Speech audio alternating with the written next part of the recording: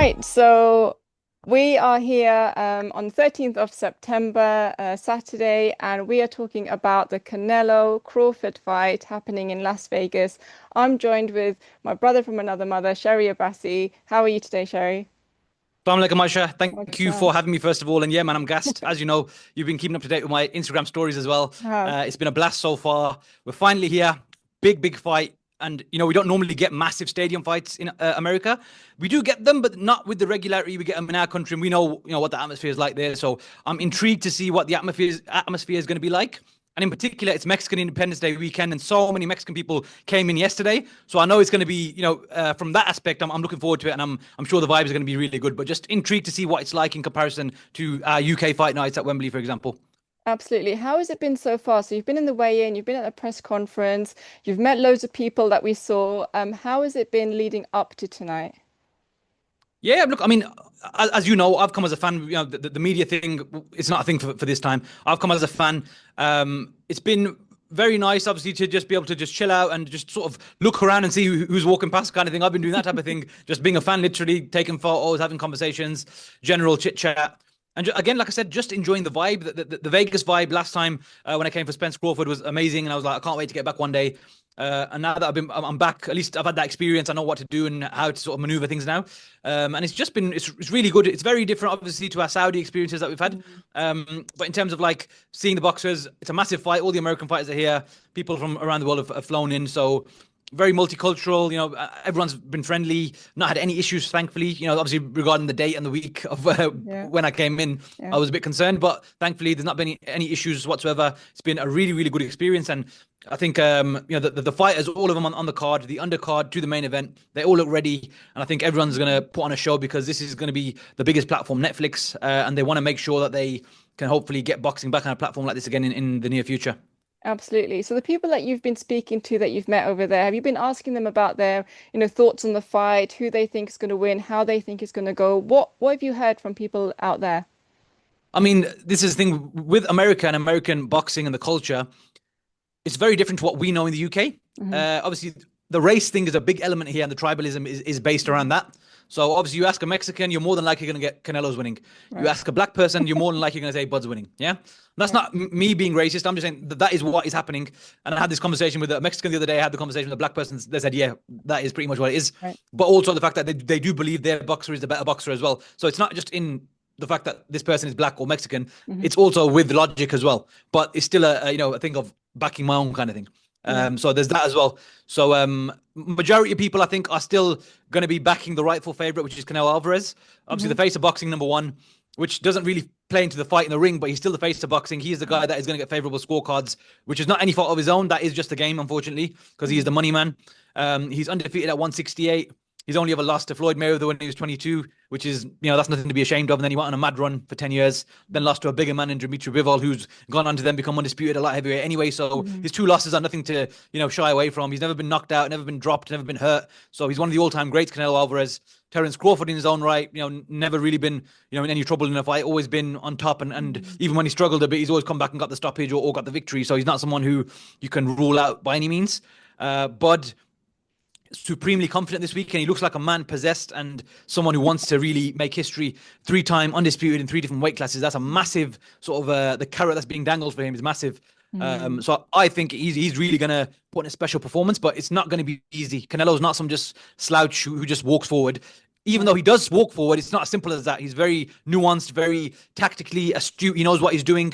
Hmm. And he said that he knows Bud's a threat. So the fact that he knows this guy is coming to win as well, that's going to make him up his levels as well. Sometimes I think he's fought to the level of his opposition. And what he's done in that sense is if someone's only throwing a few punches, he knows that I just need to catch them and I can win by throwing a 1-2 or a hook and an uppercut. Whereas Bud is faster. He's going to throw lots of different combinations and show him different looks, being a southpaw who can switch it and be orthodox as well. So there's so many different things that Bud can do where Canelo's gonna have to sort of reach into his bag of tricks as well. And that's what I'm most intrigued about. I'm not expecting a physical war because it can't be that, because if Canelo lands some big shots, it's going to be a problem kind of thing. Yeah. So it has to be a tactical match, and that's what I'm intrigued by.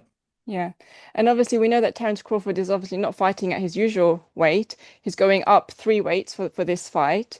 And Canelo is naturally bigger. He naturally fights at this weight anyway. He's, the champion at this weight. So how do you think that's going to fare for Terence Crawford, fighting at this weight for the first time against Canelo, who is the champion at this weight? So how do you think that's going to go for Terence? I think with Terence, obviously, coming up from 135 through the weight classes, 140, 147, 154, missing 160 and going straight to 168. The reality is he was really sort of dehydrating himself to make those weights 135, 140, and 147 to an extent towards the last few fights. He said it was difficult to make the weight. So it's not like he's a small man necessarily. He is a smaller man in this fight, but he's not a small man by any means.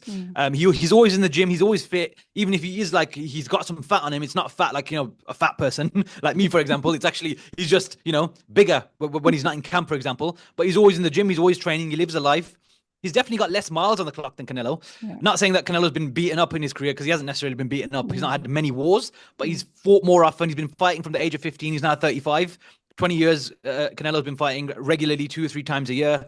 And Terence Crawford since 2020 has fought once a year.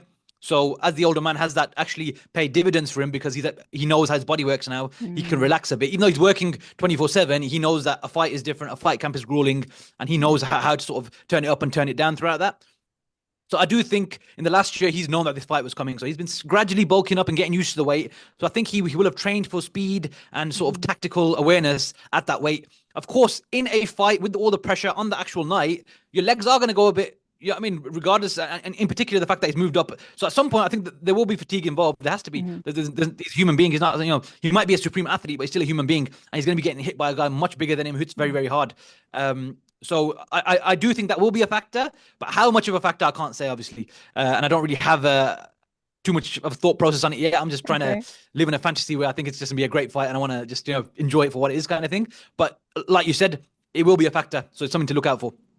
So obviously we know about the weight for Terence. That's going to be, a kind of test for him. He's had a lot less fights than Canelo has. Canelo's had almost 70 professional fights up against Terence's 41. What is going against Canelo in this? So we know what's going against Terence. We've spoken about that. What do you think is going to be going against Canelo in this fight? I would say maybe the superior ring IQ and general skill level. That does not mean Canelo's not skilled. He's supremely skilled. I just think Bud, pound for pound, if they were literally actually the same size, has more to his game and can do more in the ring. Only by a bit, though, not some crazy amount, but I do think he's more skilled. And Canelo, the last few years, people say he's fought, a lesser level of competition. Obviously, he's beat who's in front of him, but this is what people say. This is an opinion thing, right?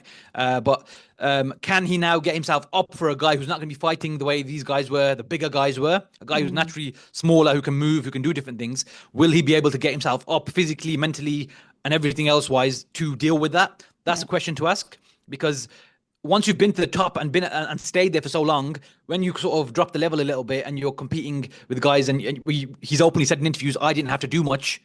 I didn't have to fight hard to beat these guys. Can you then, at this age where you've come through your prime and you're now declining, and you're openly saying I fought slightly less urgently myself, can you then go back up when a guy who's coming for your crown from below and is hungry the way Crawford is? Can you then lift yourself that way? And also, Canelo is declining, same way Bud is declining, by the way. These are not prime fighters. Same way Fury and Usyk, same age metric, 35 versus 37. Do you know what I mean? But I do think Bud has that Usyk-like quality where he is of that cloth. Do you know what I mean? Where he's one of those guys who will find a way, even when he's struggling. I'm not saying it's going to be easy, but he'll find a way to work his way through it. Of course, Canelo, like I said, massive favorite, and he could end this fight. He could beat Bud up for 12 rounds and win wide points and not stop him. He could drop him. He could stop him. These are all big possibilities. Whereas for Bud, it's probably the only likely win is a points win. But imagine if he cuts Canelo with fast punches and that graze him. What if he can force a stoppage that way? Hypothetically, the drama that would, that could ensue in the ring there, because a ref would be under serious pressure to not stop it because Canelo's the face of boxing, and would he ever get a gig again? So there's so much politics to think about as well. But those are the factors that I think Canelo has to worry about. Whereas Bud has sort of got built-in excuses where he's coming up against the face of boxing, the bigger man. If he loses, he dared to be great. That's it. Do you know what I mean? Respectfully. Yeah, absolutely. A lot of boxers say that when they lose, they learn so much from that loss, and it helps them to get even better later on. Terence Crawford hasn't had any losses in his professional career. Do you think that there's a gap there in the sense that he hasn't been able to really learn from things that he's done wrong because he hasn't lost? Yeah, so that question is an excellent question, Aisha, because he hasn't lost. So what has he ever had to go back and look at and say, okay, I did this wrong, so I need to prove this? That doesn't mean they don't do that. They could still say, okay, I did this wrong. I got caught with this shot when I shouldn't have. You Yeah. can do that, but I think it's a very different mentality when you're looking at it from a perspective of, okay, I lost the fight, let me go and assess it, rather than I won the fight, let me go and assess it. But I also said about Bud, he's a supremely confident human being and someone who will assess himself and be his own biggest critic. Off camera, obviously, I'm sure he'll talk to himself or his team and say, I did this wrong, I did that wrong. So as much as, yeah, that is a thing, I also think Bud knows, like, okay, I need to do this, need to do that. And they do assess these things. Canelo, obviously, like we said, he's had the 2 losses. I don't think he necessarily learned much from the Bivol loss in the sense that he hasn't looked at that as, oh, that was a big moment for me. He's just said, oh, I was the smaller man and I still think I won, and moved on and fought, like I said, fought guys that he knows he can beat, kind of thing. Whereas with Mayweather, he was young. He was already a world champion for 2 years. But after that, he learned so much and improved literally within the next 2 or 3 fights. He was levels above what he was. So Canelo had a longer time span to get better as well, whereas Bud is the older man and he's only got maybe 1 or 2 fights left anyway. So it's a different situation as well, isn't it? So with fighting, we hear all the time, it's not always about the skill and your physique, it's about who wants it the most, right? Who's got that kind of really desire to kind of go that extra mile. Now you may have seen Terence Crawford has got his watch engraved with 42-0, as if to say that he's going to win his next fight. He, as you've said already, is really, really, dedicated, committed, and really confident in himself. What do you think about Canelo's confidence coming into this fight, do you think? Well, look, Canelo didn't initially want the fight because he didn't see the point in it. It's a lose-lose for him. He beats a smaller guy. They'll say he beat a smaller guy. He won't get any credit, even though Crawford's brilliant and he still has to beat him to get the victory, put the work in and stuff. And if he loses, he lost to a smaller man. Canelo's declined, and look, he tried to do a cash grab and it backfired. And what does Canelo have left? Even though he's still one of the best fighters out there, top 10 at least. But for Canelo, I do think it's a money thing. Respectfully, when he's got offered over 100 million to fight Crawford, but it is something that, okay, this guy, I know he's brilliant. He's coming for me. He's not an idiot. He will have prepared properly for this fight. And Canelo's a consummate professional anyway, but he knows there's a danger in this fight now. And I think we see it in his face that he knows that he's got to be on point for this. So I do think Canelo will be grateful to the fact that Crawford is going to make him work in the ring and push him now.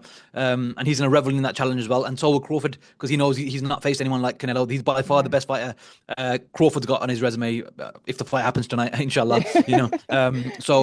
There's those sort of aspects to look at as well. Yeah. So you obviously predicted, because I've watched your Instagram, that you predict Yeah. Crawford on points tonight. Are you still sticking with that? Yeah. Yeah, but it's not. I'm not saying that to discredit Canelo. Canelo could literally win this fight, not easily, but he could just comfortably win this 7-5 or 8-4 if the size is too much and he's able to impose himself. He's not the type of guy that's going to use his size and jump on top of Canelo. That's not what he does. He's a boxer, right? He's a boxer puncher, a counter puncher. So he's not going to do that, and that's not going to happen. Same with Crawford. Crawford's not someone who's going to, try and jump on top of him. That's counterproductive for him. He needs to have a mid-range distance, but he's got 4 inches on him and make him miss by millimeters and centimeters and so on. So I'm backing Bud because part of it is also a sort of not necessarily a boxing pick from an in-ring perspective. It's more to do with the history making point. Like I said, the positive discourse will be if Crawford wins. We saw, oh my God, we saw a monumental victory and history was made, 3-time undisputed. And he continues his undefeated streak. Whereas Canelo wins, he just adds another great fighter to his resume, but there's no history like from a talking point of view. It would just be he beat a smaller guy, unfortunately. But I think Canelo deserves credit if he beats Crawford because he's still got to go in there and do it. So for me, I'm backing Bud to do it. That doesn't mean I don't think Canelo's. I'm probably like 55, 45. I'm not going like crazy thingy, but Bud's always been my guy as well, so I'm slightly biased. But I love Canelo. Canelo's the face of boxing. I've always, I've watched all his fights pretty much, all his main fights from when I was like 17, 18 kind of thing. So he's been with me longer in that sense. I've caught Bud a bit later from 2013 onwards. But, I'll be happy whoever wins, but I will be a little bit sad if Bud loses because Canelo's already lost. And if Canelo loses, he can come again and still fight next and he's still the face of boxing. That's not going to change. Do you know what I mean? So there's more history to be made if Crawford does it. And I feel like for me, that's what I'm looking for. And that's what will make this trip top it off completely if he does it, because then you leave on a high kind of thing, I think. How would you feel if there was a draw at the end of this? If it's a draw, then we know we're doing it again. So you would feel happy and sad at the same time, Yeah. bittersweet, because you don't get that final conclusion, do you? Of like, okay, Mm. conclusive, boom, yes, we know what's happened. Yeah. It's either it'll be a political draw, because was it actually a draw or not, or it may actually be a 6-6 type of fight. We think, I can't split them. Then you can't Yeah. complain. It's like Yeah. Beterbiev and Bivol. I had a draw both times, so I didn't have any complaints with who won. I Yeah. just saw a great fight. So if I see a great fight and it's a draw, I'm not going to complain. Yeah, But then I'm absolutely. probably going to complain when I have to come back and spend another 3-4 grand to come and watch the rematch. But that's a separate issue. Amazing. Sherry, thank you so much for your time. It's been really great catching up. We look forward to seeing the fight and hearing your thoughts and comments afterwards, which I'm sure you will post for us. So thank you so much. Yeah, wicked. Thank you for having me, Aisha. I really appreciate it, and look forward to seeing this up on your Instagram as well. Thank Yeah, you. we'll do. Thank you. Take care.